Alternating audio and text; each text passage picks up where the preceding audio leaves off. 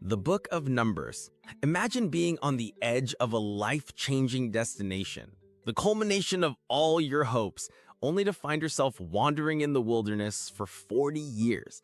That's the journey at the heart of the Book of Numbers. Its English title comes from the two population counts or censuses that frame the story, but its original Hebrew title, Bamidbar, translates to "in the wilderness," which captures the book's true essence. You'll find Numbers as the fourth book in the Old Testament, right after Leviticus and before Deuteronomy. This placement is deliberate.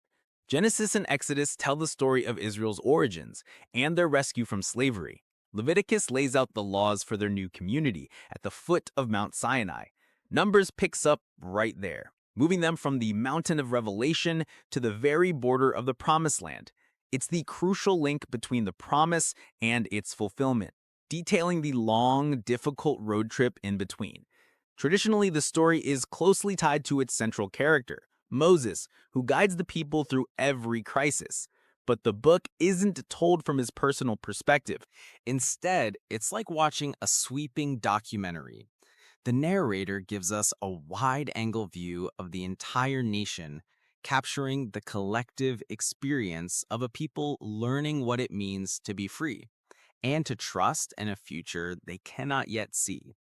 The context is stark, a vast, unforgiving desert.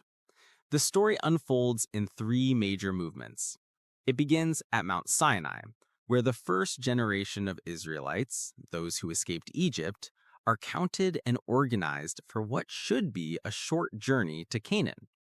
The massive middle section is the journey itself, a 40-year detour marked by constant complaining, rebellion, and a profound crisis of faith.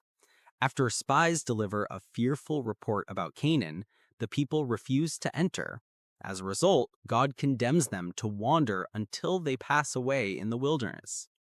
The book's final section takes place on the plains of Moab decades later. A new generation stands ready and a second census is taken, preparing them to finally cross the Jordan River. This structure highlights the book's central themes. The biggest is the intense push and pull between faith and rebellion. Will the people trust in the promises they've been given, or will they give in to fear and doubt? This tension drives almost every story. Yet, amidst their failures, there's the theme of God's constant guiding presence, symbolized by a cloud that led them by day and a pillar of fire by night. It's a powerful image of unwavering guidance, even when the people wander off course. And through it all, we see the immense burden of leadership on Moses as he mediates between a frustrated God and a frightened people. So how does this fit into the Bible's larger story?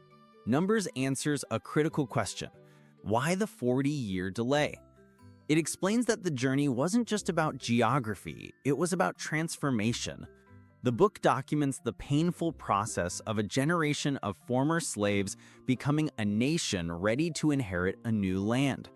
It draws the themes from Genesis of becoming a great nation with a special relationship to God in a promised land, to a dramatic climax. Numbers shows us that reaching a promise sometimes requires more than just a map. It requires becoming a people worthy of the destination. It's a timeless story about the difficult, necessary wilderness that often lies between where we are and where we are called to be. Thanks for watching. We hope this video encouraged you and helped you engage the Bible with greater understanding.